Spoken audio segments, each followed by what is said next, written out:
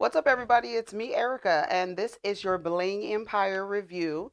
This was a really good episode. We got a chance to get into Kelly and Andrew's relationship and see them sit down with this therapist. But first, we start off with Christine, Kane, Kelly, and Kelly's mother, Emily. And this is one of the things that I love about Bling Empire is the mix of spirituality and things like fortune tellers or going. I think somebody sees a medium later on in the series. I really am loving that part of the series, right? You have culture, you have spirituality, you have family issues, you have all this wide spectrum of things. And they visit, or the fortune teller Master Yang comes and visits them, and so they are asking questions. Of course, Kane asks if he's going to be successful, and the fortune teller tells him yes.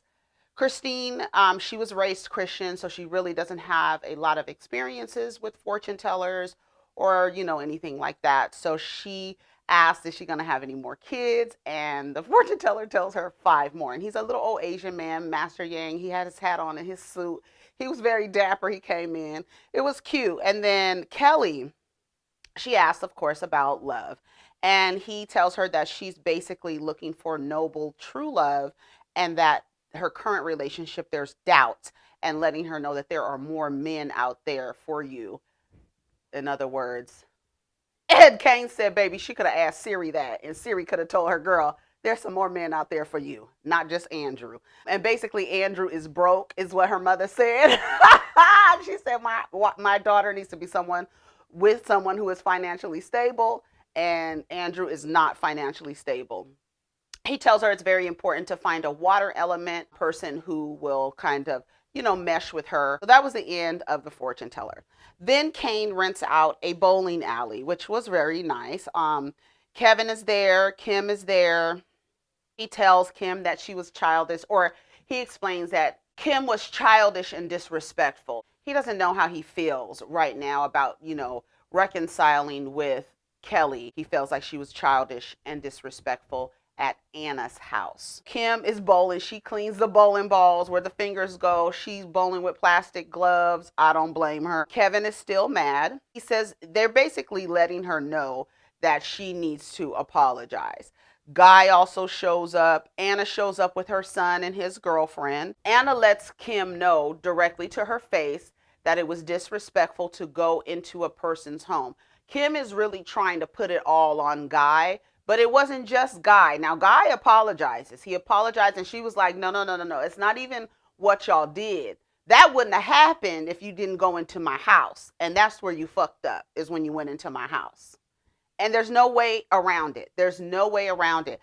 And Anna says, you have no right. Your actions can hurt people. And then they were letting her know, you don't have any remorse. Why are you acting as if you didn't do anything wrong? And she really, it's kind of disturbing the way that she was acting. It was just like she didn't see nothing wrong with what she did. And I was like, girl, would you like somebody coming into your house, going through your things? Like, it's just as simple as putting yourself in her shoes. It's really that simple. And she just couldn't get it. She goes, you guys all win. Just that passive aggressive shit. Kevin, I don't know why he apologized to Kim, but then she apologizes to him for throwing the drink at him. And that was the end. So everybody apologizes. They're fine, I guess. All right, so Dr. Chu and Christine are looking for houses. They basically want to look for homes that are going to be close to good schools for baby G. In this conversation, while they're looking through the home, Dr. Chu asks, can we make room for another baby? And Christina's like, look, all the shit that I went through with your parents and with your family, not giving you an heir and them thinking something was wrong with me, I took a lot of that. And I don't want to be a disappointment again. I don't want anybody saying that I'm not worthy because I had a surrogate. I don't know if you guys know, but Christine says she went through all of these procedures and really didn't even have to. She didn't have to go through all these procedures because the one with the fertility issues was Dr. Chu, not her. But she took the blame in her marriage because it would be shameful for him as a man to say that he was the one with fertility issues. So put it on the woman. Yes, Dr. Chu, you owe Christine everything. You really do. And you were the one who had to have multiple surgeries. She didn't have to go through all of that, but she didn't want to make you feel ashamed of not being able to do what your parents wanted her to do, wanted me to do. So she's sitting up there crying. He's teary eyed because he said he does owe her because he's the one that had to get some surgeries. I bore the shame, she said, and that wasn't fair. I needed to get surgeries too. And then she was like, I just don't want anybody talking behind my back. Like, oh my gosh, she can't have a baby. She can't hold her baby. This and that. You know how people are. So I don't blame Christine. And then he apologized for not stepping up. And she just said, I'm not interested in going through that again. And he's like, okay, well, we could put that on the back burner. And then he was like, oh, we could just take it off the stove, period. So we're glad that they were able to get that taken care of and that they're going to move past it, because I don't know, like, I think a lot of women do that. They think when they are unable to have a baby, they think it's them, because society has told a woman anything that's happening in your life that is related and a man is a part of it, it's your fault. It's your fault. You're the one that can't have the babies all the time. Nobody ever checks the men. Like, you check the lady and the lady sitting up there getting shots, getting all of this shit, risking her life, and it's really the nigga. He's not producing enough motherfucking sperm. Because his ass is old too. Because when y'all get old, y'all shit decreases too. So I'm glad that they got that straightened out, and I'm glad that she stood her ground, and I'm glad that she says, I'm not going through that again. I'm just not doing that. So shout out to Christine for standing up for herself. Kane and Kevin. Kane had all his shoes up on the wall. I loved it. They looked really nice up there. It looked like a shoe store. Kevin comes back with his DNA, his genetic test, to figure out what his percentages are. You know what I'm saying? We've been talking about that a lot over the last week, since people are coming out saying that they black and they only got 12% African blood in them. But Kane and Kevin make a bet, and he was like, okay, let's bet that he's like, I bet I'm 75% Korean. And he was like, I bet you're 76%. He was like, no, man, you can't do that. Baby, they so they bet a pair of shoes. And I bet your favorite pair of red shoes. And he was like, and you could have I think they were crocodile, alligator, something, but they were very expensive shoes. And he pointed up, and they were up at the top. He was like, okay, they opened it, and he's 77. I think it said 77.8% Korean. And he says that just makes him want to learn more about his heritage and where he comes from. So that's perfect. So Andrew and Kelly are in the studio. He's so corny. I hate to see guys in the studio. And more disgusting are the people around them nodding their heads in order to kind of like, yeah, this is great. This is great. So gross. It's so corny. I've witnessed that so many times. Songs being played, they're trash, and people are looking around like, that's great. They sitting down, and he was like, I need to ask you something. So they start talking about Paris. And Andrew wants to know, how did what happened at Paris get out? And he's upset because Kelly was explaining or talking to Anna and Christine about what happened in Paris. And like he said the last time, why can't the things that happen in our home stay in our home? In other words, when I'm being abusive, I don't want anyone else to know about it, right? Because it makes me look bad. And in my world, I'm the center, right? And you could tell he understands that he's the center of attention. You can tell. It's really creepy the way that he acts. I can see how someone who in an area in their life where they lack esteem or self-esteem can get hooked to somebody like that, right? Actor, passionate, able to express his emotions, so therefore you think that he's a sensitive person, when most of his emotions are demonstrated in order to manipulate you. So it's really, I could see how somebody can get into that, and it only happens when the woman's esteem is low, and that's when those things happen, and men are able to recognize that. And because the majority of men in society are taught tactics of manipulation to get what they want. Some people take it, and there's two sides to it. You can either be manipulative, right, which is self-serving, or you can be influential, which means that it's moving outward. It's not an inward thing. And a lot of men take that and choose manipulation. And that's just how the society that we live in. I don't want my privacy exposed. Why don't you tell them that this man worships you? This is our relationship. We have to have private things at home. Then he gets really frustrated and he clenches his teeth like this. And he goes, ugh. And I said, oh, okay, see. Kelly, girl, run. Just run. Please get the hell out of that relationship. I actually went back on Kelly's Instagram, and she's been with Andrew for a very long time. I went back, I think I was in her Instagram in 2016, and there was pictures of him.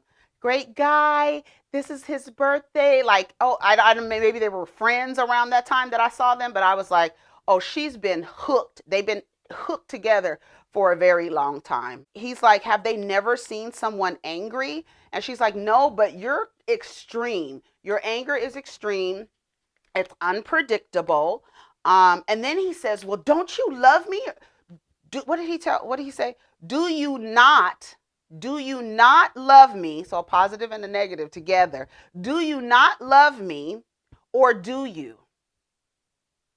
Do you not love me, or do you? And then she's like, that don't have nothing to do. He was just answer the question. It's just yes or no.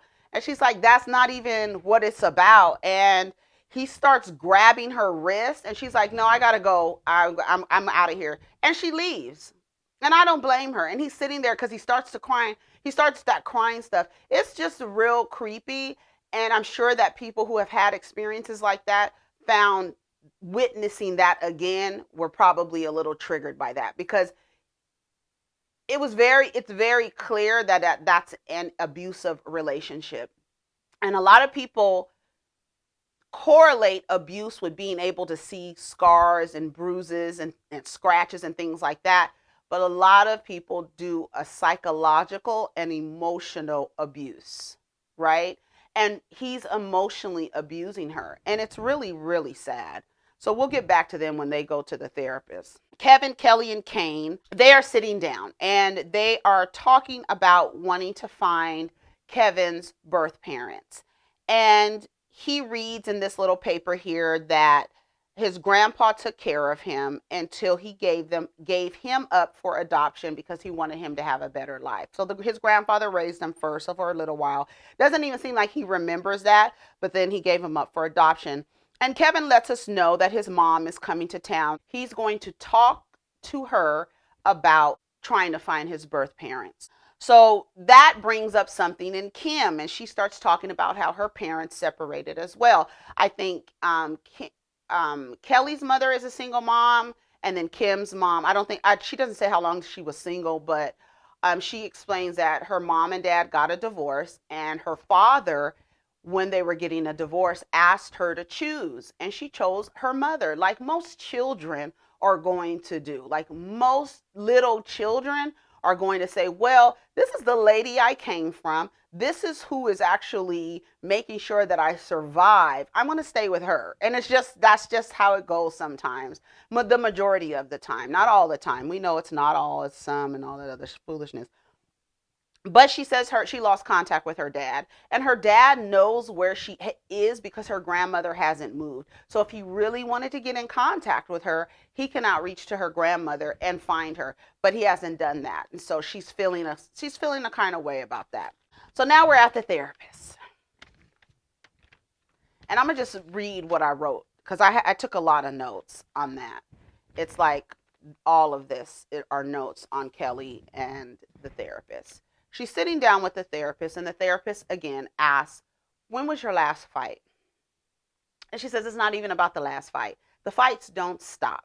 The fights don't stop. They're very stressful, and they're over small things. I don't know if you guys listen to this, because if you don't know whether or not the relationship that you're in is abusive and it mimics the things that you're seeing right here because he's not putting his hands on you or she's not putting their hands on you,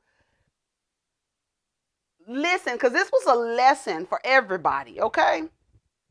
He asks questions and I can never answer the question correctly. Remember I told you about FKA Twigs and Shia LaBeouf, and she said that it was all they were always arguing, and he would keep her up at night arguing, and she would be up over 8 hours arguing, going in circles about the same thing. That's a way to sleep deprive you. In other words, break you down. When you're sleep deprived, you're able to manipulate the brain easier. She says, I'm babying him. He just wants me to say, I'm sorry and I love you. That's all I want. That's all I need, he says. And she says, but I feel like I'm babying him and it's draining, right?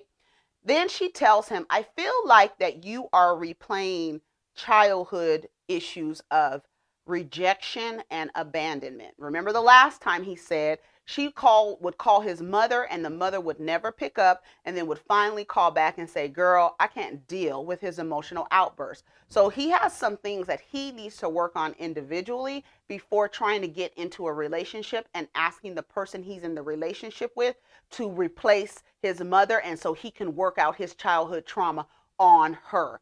We're not doing that. He needs to be in therapy. She was like, I just want to break the cycle. He says, we have a wonderful life. Now, this is gaslighting, right? We have a wonderful life. That's not the reality of what is happening here.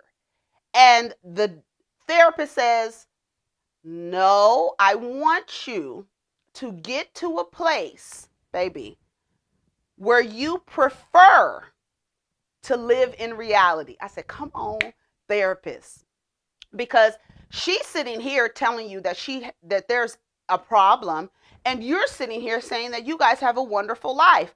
Somebody is lying. Hello? She wants to be separate. Well, if she says that, then okay, then I'll agree with it. And the therapist said, she said it. She just said it. That's gaslighting, y'all. When y'all be telling people that people are gaslighting, no, did you see what he did? Go back and watch what he did. He was denying the reality and saying, no, we have a wonderful life. All the while, she's over there terrorized. Okay? She asked him, can I talk to Kelly alone? And he was like, all right, I'll be back. He goes outside. She asked her, so what's going to happen tonight?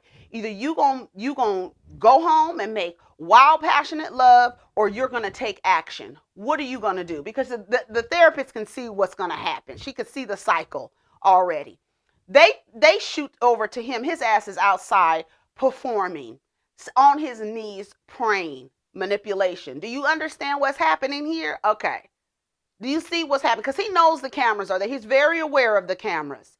And the fact that he's so aware of the cameras and he's emotionally abusing someone and he's sitting there like, we have a wonderful life, but I don't want my private life to get exposed. Because in my private life, I'm Osama bin Laden out here. I'm terrorizing you, bitch. It's terrible. And she says, you need to set up structure and you need to stay in separate places. He comes back in the room and he looks pissed. And so what happens is, after therapy sessions like that, and if you don't go away separately, and what she kind of suggested, I'm going to go away, you're going to get time to go home, I'll stay away for a week, and I'll give you a week to move out. And that's it. I'll give you a week to move out. And he looked upset. And what happens is, if they would have went back together, she would have fell right back into that trap. And it's not to say, because it takes a long time. They say it takes about 4 times for a woman to leave before she actually leaves for real. I'm in a relationship, in an abusive relationship. So it's not as easy as it is. After a while, when you start to recognize it, you won't allow it to continue, and you will cut that person off and say, you know what, this won't be a good partnership. I already can see signs of what I've dealt with before, and no thank you. That's the key, is not allowing a cycle to repeat itself or when it presents itself in another person, you get trapped in that shit again. So it's not just him getting therapy, it's Kelly getting therapy so she doesn't fall into that trap again. And it's real. He really looks mad, and she just says it's just time to move on. So hopefully, I mean, we'll see how saw how the series goes, honey. We'll be back next in a couple days with the next episode. But anyways, Kevin meets with his mom Teresa, and he was like, it was funny because he was like, you didn't even text me happy birthday, and she was like, I'm about to see you. Why would I text you happy birthday? It seems like they have a cool relationship, and he tells her that he wants to find his birth parents, and that he feels like a lot of adopted kids feel like they don't want to tell the person who took care of them. It's a very common that adopt kids who are adopted, they feel bad when they want to go find their birth parents because people have taken care of them their whole lives. And she was like, "No, I would love for you to find them because baby, I would love for them to see how you grew up and how you have turned into this wonderful man. Basically, I want them to see what I did." That's what the mama wants them to see. And she seems very down to earth. And he shows her his shoes or whatever. And she was like, "I would have killed you if you paid." He was like, "That's what I told them." So they showed little pictures of little Kevin when he was, growing up and stuff like that. And he loves his parents and things like that. But he wants to find, it's a piece of his story that's missing. And so when he tells her about Kelly, and he was like, but she has a man, and she was like, "Well, you can't mess with her, so don't even worry about that." And he was like, "But she's really ambitious, and she's goal oriented, and she's successful, and she's goal driven, and all this other stuff." He really likes her, but it's weird the way he is um approaching her. I just think it's too aggressive and too much. It's too much, too assertive. So he wants to celebrate him being in Los Angeles for a year. I think it's absolutely great that you can be in Los Angeles for 365 days and already have a reality show. I need to know the backstory of who came up with this. I know it was from the producers of the Keeping Up with the Kardashians, Jim Jenkins, I think that's his name. And Anna is a personal friend of his, and that's how she got on the show. And from what I read, Anna was like, "I didn't know that I was going to be a cast member. I thought I was just going to be here and there." But he kind of convinced her. So you know how well the Keeping Up with the Kardashians is produced. Whether you like the subjects of the show or not, the show is produced well. You can't take it away from them. So that's who produces Bling Empire. That might be why it's really, really good. I'm just saying. I'm just saying. You got to give credit where the credit is due, honey. So we're having at Keith's house, right? Because Kevin's house is not that spectacular, right? Dr. Chu shows up with a little Chanel bag. And of course, Kevin's like, "I've never had Chanel before." We know that Kevin is worth $10 million dollars while his wealth was acquired in adulthood. And he's not a trust fund baby, nor was he born into the wealth. Kevin is not broke. He is worth $10 million dollars. Let's be very clear around here. But in this group of people, he's broke. You worth $10 million dollars in your friend group, and you the broke one. And that's not a bad place. That's not a bad place to be, baby. That's not a bad place to be. Kelly comes up. She shows up. She looks really cute. She has on like this little, she has a turban on and these little like kind of like, like bell, I don't want to call, I don't know, I can't think of it, like genie pants, She looks really cute. She comes up and she lets everybody know that her and Andrew broke up. And then Kevin is just like, "Oh," like saying that that's great. It's not great. You know how this girl feels about him. You know that it's hard for her. You can see that she's not really happy about it. Why are you saying great and making a toast to it? That's what I'm talking about, Kevin. Like that's too much. It's too much. Then Christine asked Kelly, "How do you know it's over?" Because y'all do the back and forth thing. Hello? Because you over there like Portia doing the back and forth thing with this man, right? Who's emotionally abusing you by cheating on you. That's what's going over there in Atlanta. But down in Beverly Hills, this is just this man who has childhood trauma issues, and he's making you be his mama. But I'm gonna go back. I can't go back to that because that was a mess. And she said he moved out. That's how she knows it's real. So Kevin toasts to the single life. "Kevin, your ass is corny as hell." So Anna shows up, right? Anna comes in, she gets with Kelly and she asks her if she's okay. And she's like, like I don't remember what she said, but I remember her saying that it was really good to have a support system. It's really important because if Kelly didn't have, can you imagine moving to a different state, not having any family around you, meeting a man that you get emotionally attached to, and he becomes abusive. You have nowhere to go, nobody to support you. You're not going to go to strangers. You might feel ashamed to tell the people that are like in close proximity to you. You may not feel comfortable telling them. There's a lot of shame that goes into otherwise smart women getting into abusive relationships. There's a lot of shame that goes into that. So you're a smart woman and you find yourself in this tornado and you don't tell anybody. It is so important to have a support system.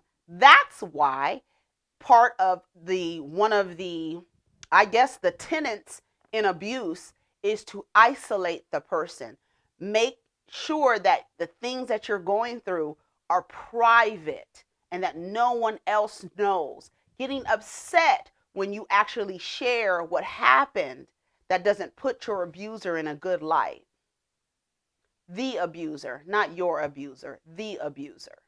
Because it's not just your abuser. I'm sure that there's other people that he's abusing. So there's a lot that goes into that. So for him to make a toast to her single life and she just broke up, I thought that was very insensitive. Even though we don't like Andrew is abusive. This is a woman caught in this emotionally abusive relationship. I'm sure it's very hard for her. And we do have to show some grace to people who are trying their best. At least she's trying their best to get out of a relationship. Again, I want to say it's 4 times. Y'all correct me if I'm wrong. I know it's like about 4 times before a woman or a person actually leaves an abusive relationship. They leave 4 times before they actually finally leave. And Anna says, baby, we could redo Paris. What's that? What you want to do, girl? I would be like, yes, let's go tomorrow, girl. I need to heal. And she says, it's just all about how you look at it. Anna says, you have the experience with a person and then you move on. Anna is, baby, I love Anna Shea. You have the experience with the person. Things don't last forever. I've been married 4 times, had 4 great marriages and 4 great divorces. You understand that you're going to walk through this life and you are going to meet people who you have experiences with. Those experiences are not going to last forever. And when it's over, you move on and have another experience with another person. And that's just what it is. You only get one time. This is not a dress rehearsal. This is Anna's motto. This is not a dress rehearsal. You get one time to live your life. Live it to the fullest. And don't get so caught up in these experiences that you feel like you need to attach yourself to it. I love Anna Shea. Move on to the next chapter, and that's just what it is. Kevin gives a toast. He tells everybody he appreciates their friendship, and he says he's been waiting for Kelly to be single. Anyways, y'all, take care of each other. Protect your energy. Let's get down in the comments. I love Bling Empire. Peace.